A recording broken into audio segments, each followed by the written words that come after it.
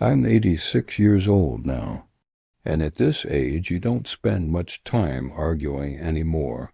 The need for just sort of evaporates. It's quiet in this house, except for the clock in the hall. It's been ticking my whole life, but lately it sounds louder. It reminds me that I spent most of my years needing to be right. And that need, well, it cost me everything that mattered. If you've ever felt that same pull, that same stubborn pride, then maybe sit with me for a little while. Let me tell you what I learned far too late. It wasn't a grand, dramatic failing. It was a slow, quiet poison that I mistook for strength. My wife, Eleanor, she understood things I didn't. She saw the world in colors, and I saw it in numbers and facts. I was an engineer. Precision was my trade. There was a right way and a wrong way to do everything, from balancing a checkbook to loading the dishwasher. And I always knew the right way. I remember one Saturday, our son, Michael, must have been about 10. He was trying to build a kite from a kit I'd bought him. The instructions were clear, a simple diagram. But he was struggling, putting the crossbar on the wrong side of the sail. I walked in, saw it immediately, and took it from him. "No, son," I said. "That's not how it goes. Look, you do it like this." I fixed it in under a minute, perfect and precise. I handed it back to him, expecting a thank you. Instead, he just looked at the kite, then at me, and walked away. He never flew it. Not once. Eleanor found me in the garage later. She said, "He wanted to do it himself, John, not have it done for him." I just shook my head. "But it would have been wrong," I said. "It wouldn't have flown properly." She just sighed. "Sometimes," she said softly, "it's more important that it's theirs than that it's right." I didn't understand that then. To me, right was right. That was the pattern of our lives. I'd help with homework by correcting every mistake. I'd improve Eleanor's stories by pointing out the logical flaws. I thought I was being helpful, responsible. I was building a good life, a correct life. We had a nice home. I provided. I did my duty. I was a good man, I told myself, a man of principle.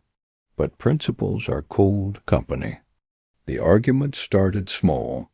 I remember fighting over the best route to take on a family vacation.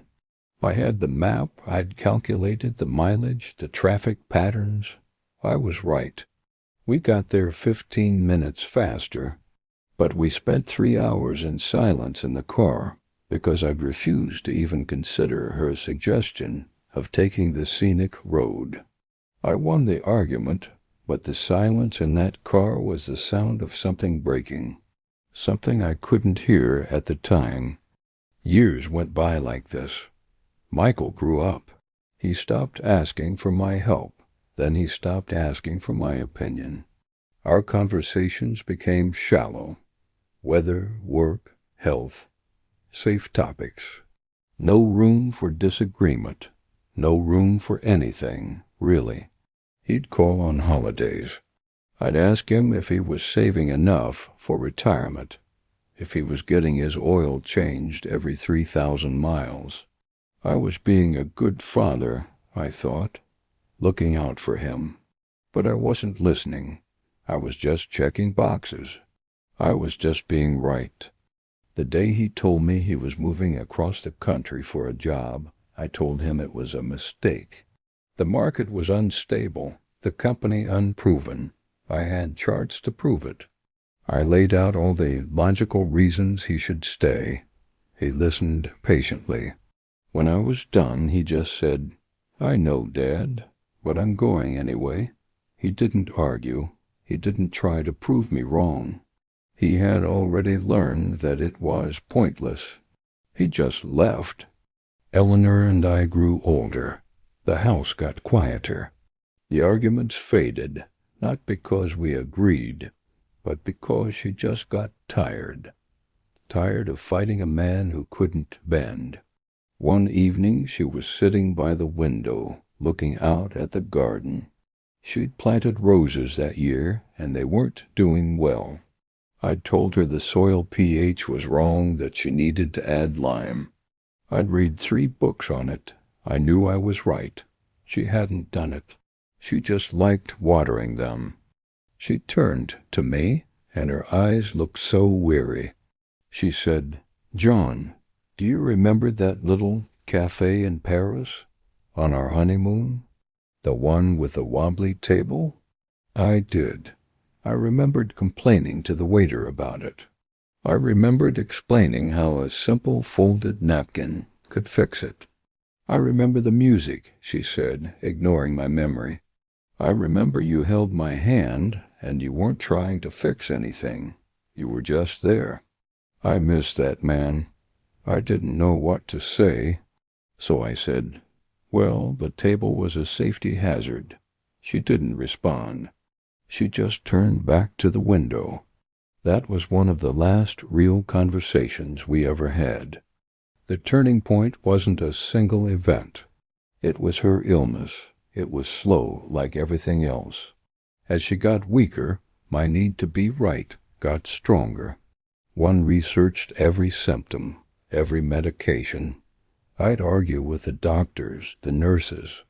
I knew her dosage schedules better than they did. I was fighting for her, I told myself, but I was still just fighting.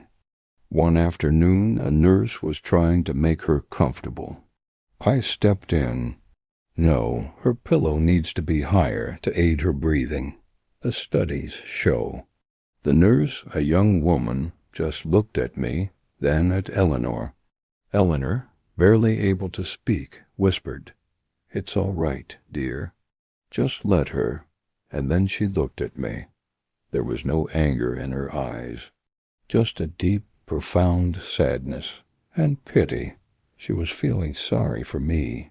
In that moment, standing in that sterile hospital room with the beep of the machines as the only sound, it finally hit me.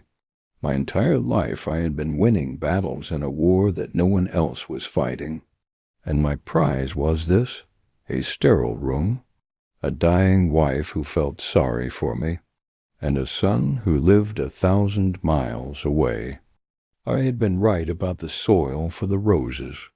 I had been right about the fastest route. I had been right about the kite. I had been right about all of it, and it had left me completely and utterly alone. Eleanor passed away 2 years ago. Michael came for the funeral. We were civil. We stood side by side. But there was a canyon between us, dug over decades, one correct fact at a time. He went back home. He calls on holidays. Now it's just me and this ticking clock, and the silence. The silence is the heaviest thing in this house. It's filled with all the conversations I should have had, all the times I should have just held her hand instead of pointing out a flaw, all the times I should have just watched my son build a clumsy and perfect kite that was his own. I look back and I see a man so afraid of being wrong that he forfeited any chance of being happy. Being right became my identity. It was the armor I wore. But armor is heavy, and eventually you can't take it off, and you realize it's not protecting you from the world. It's isolating you from it. So I'm talking to you now from the end of my road. Don't make my mistake. Don't trade joy for correctness. Don't trade connection for control. It's a terrible bargain. That scenic route you don't take, you can never go back and see what you missed. That wobbly table, it might have been the foundation of your fondest memory if you just let it be. Let your kids make mistakes. Let your partner be illogical. Let yourself be wrong. It's not a weakness. It's an opening. It's the only way to let the love in. My friend, a much wiser man than I, has written some books about these kinds of life lessons. He managed to learn them much earlier than I did. If anything I've said has meant something to you, you might find some comfort in his words. I've put a link in the description where you can find them. Perhaps you can share your own thoughts in the comments below if you feel willing. Hearing from others, it helps with the quiet. Thank you for listening to an old man's regrets. Thank you.